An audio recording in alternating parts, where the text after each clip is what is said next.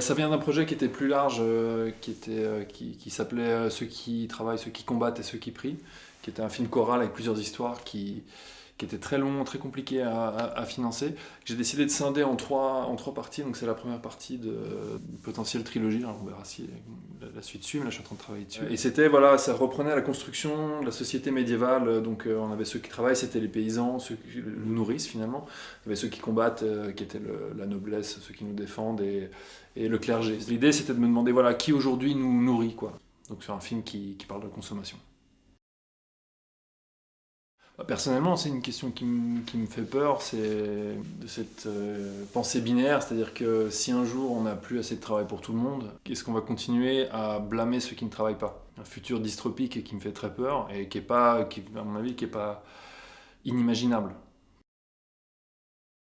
Le personnage de Franck, le personnage principal, dans mon esprit, représente un modèle, le modèle capitaliste traditionnel qui est même pour les gens de notre génération, déjà caduque en fait. On a de la peine à... C'est un vieux modèle, et qui est...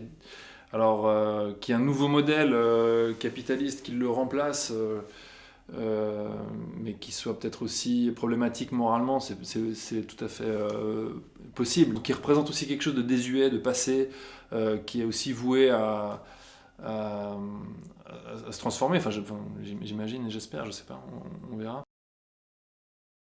Voilà, ça c'est une question que je trouve intéressante parce que moi je suis genevois, je suis suisse, et c'est le grand centre du commerce, c'est là que beaucoup de business international se fait, et j'ai des amis qui bossent dans les assurances, qui sont avocats d'affaires, etc., et qui sont confrontés très concrètement au problème de la finalité morale de leur travail. Ce qui m'intéresse, moi, c'est la complexité, en fait. C'est d'arriver à un endroit où...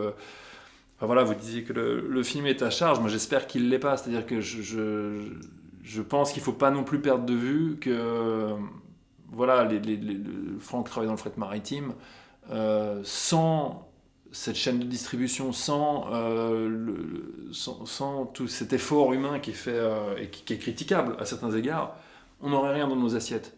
Et qu'on en profite tous, qu'on est tous complices. Et par ailleurs, cette prouesse de l'humanité, elle a quelque chose de miraculeux, elle est quand même extraordinaire. J'espère que le film offre à ceux qui veulent le voir la possibilité d'un regard non dogmatique sur cette question de la consommation.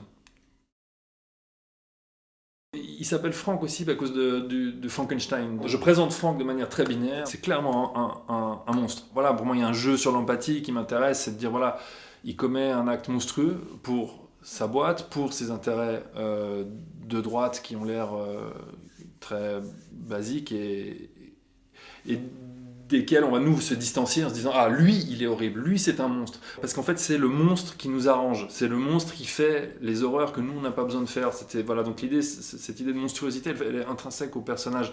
Et ce que j'aimais bien, c'était qu'en fait, dans toute la durée du film ensuite, on puisse se rendre compte que finalement, ce qu'il fait, ça nous arrange peut-être qu'on ne se sent pas non plus aussi coupable qu'on voudrait se l'admettre, et qu'en fait, voilà, il y a peut-être toute une couche de complexité, et en fait on ne peut pas s'empêcher finalement de le comprendre et de l'aimer, donc c'est un peu compliqué.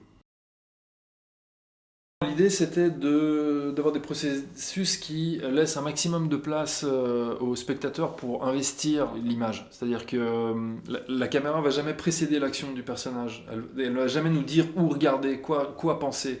Et donc l'idée c'était, et c'est aussi dans les couleurs, il y a peu de contraste, il y a quelque chose de doux, et dans ce monde très bourgeois où tout est à égalité. L'idée c'est de représenter un univers qui n'est pas en noir et en blanc, c'est-à-dire qui n'est pas contrasté. Donc